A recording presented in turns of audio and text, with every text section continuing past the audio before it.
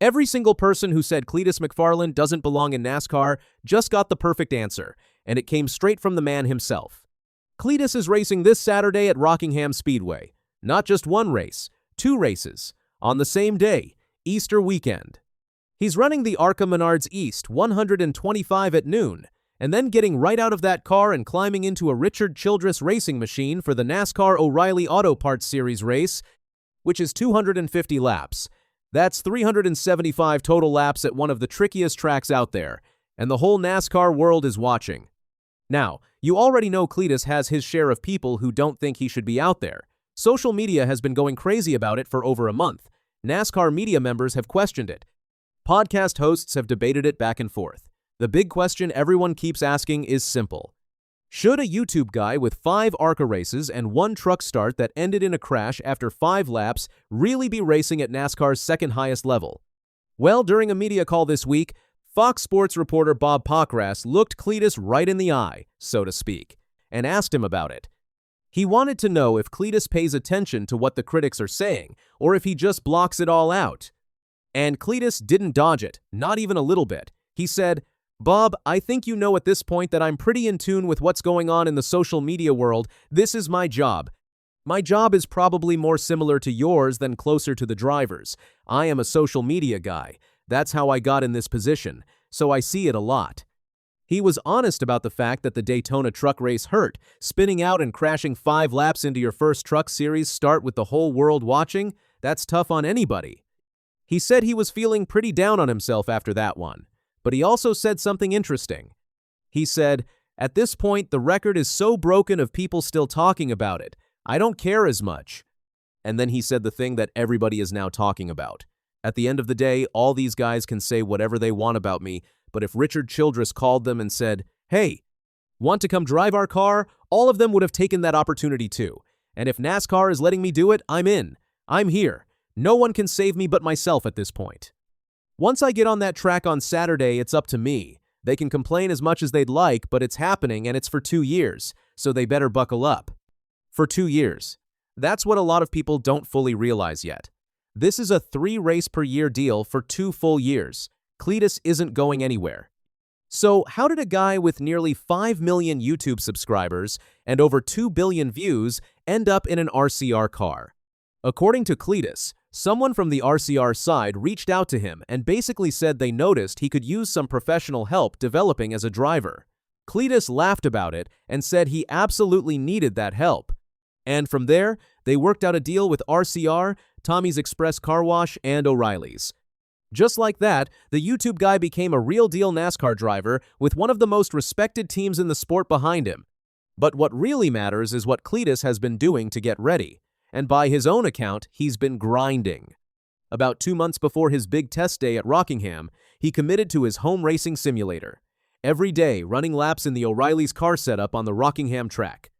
Over those 2 months, he says the fastest he could go was about a 2:40 lap time.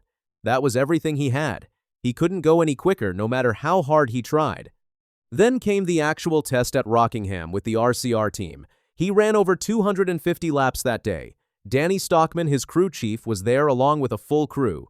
4 people showed up whose only job was to look at data. There were laptops everywhere. A whole rolling toolbox was pulling live information from the car while he drove. Cleetus said he learned more about driving in that single day than he had in his entire life. Here's where it gets wild. He went home after that test, got back on his simulator, and as he's told it in multiple interviews and on his own podcast, within 13 laps he beat his old best time by 0.4 of a second. The time he spent 2 whole months trying to set gone in 13 laps. Now, these numbers come from his own personal simulator data, so nobody outside his circle can check the exact figures. But the story matches up with everything RCR has publicly said about the coaching and data they've been pouring into him. And at a track like Rockingham, 0.4 of a second is a massive gap. He also studied Jesse Love's driving data during the test. Cleetus called that the single most helpful thing because it showed him exactly what faster looks like. He said watching Jesse's data overlay was rock-solid evidence of where he was losing time, especially going into the corners. Jesse Love even came to help Cleetus on the simulator before this weekend. On top of all that, RCR got him time on the Chevy simulator, which is a $10 million motion machine that sits up in the air and moves around like a real car. That's the level of support he's getting. Now here's the thing. The critics aren't all wrong, and Cleetus himself would probably tell you that. Eric from Out of the Groove broke it down really well this week. He said the criticism is mostly aimed at NASCAR's approval process, not at Cleetus as a person. The question is fair. Should someone with this little experience be jumping up the ladder this fast? Eric brought up Lee Pulliam as a perfect example. Lee is a veteran short-track racer. Pretty much everyone in the NASCAR garage would say he can drive. He made his first O'Reilly start at Martinsville just last weekend. Ran top 5. Was fighting for the win. Then he missed a shift and wrecked a whole group of cars. If a guy with that much experience can make a mistake like that in his first race at this level, what happens when someone with even less experience is out there? Cleetus already lived through that exact thing. At Charlotte, he was lined up on the front row, outside lane. He spun the tires on the restart and caused the same kind of wreck. He said it was an awful feeling because the worst part is knowing you just messed up a bunch of other people's days. So for Saturday, Cleetus has two very different game plans. In the ARCA race, he said he's going to be aggressive and go for it. He's feeling good after all those test laps. On his podcast, he even said he thinks he might be able to win the ARCA race with the kind of preparation he's had. The O'Reilly's race is a whole different story. He said the skill gap between him and those drivers is very significant. His goal is to finish the race, stay out of everyone's way, and learn. Keep the car straight. Be smart on restarts. Don't do anything stupid. Just survive and gain experience. Good news is, he won't have to stress about qualifying.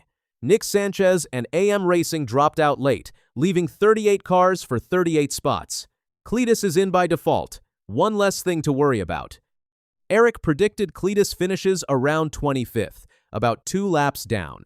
He said that would actually be a very successful day and could get Cleetus approved for Talladega later this spring. There was a really emotional moment this week, too. Cleetus talked about his late friend Greg Biffle, who passed away over the winter. They were close. Cleetus said, "This whole process would be a lot more fun with Greg. I think about that a lot. I miss my buddy." He said Biff would have known he wasn't ready for this, but would have told him to do it anyway. Dale Jr. gave him the same advice. Take the chance. Love him or doubt him, Cleetus is doing something nobody can deny. He's showing millions of people who only knew NASCAR as a stereotype what this sport actually is. A complex, data-heavy, skill-based form of racing where even Brad Keselowski, a guy with 20 years of experience, still watches film all week to keep up. Saturday at Rockingham, ARCA at noon, O'Reilly's at 2:30. Cleetus McFarland answered his critics. Now it's time to answer on the track.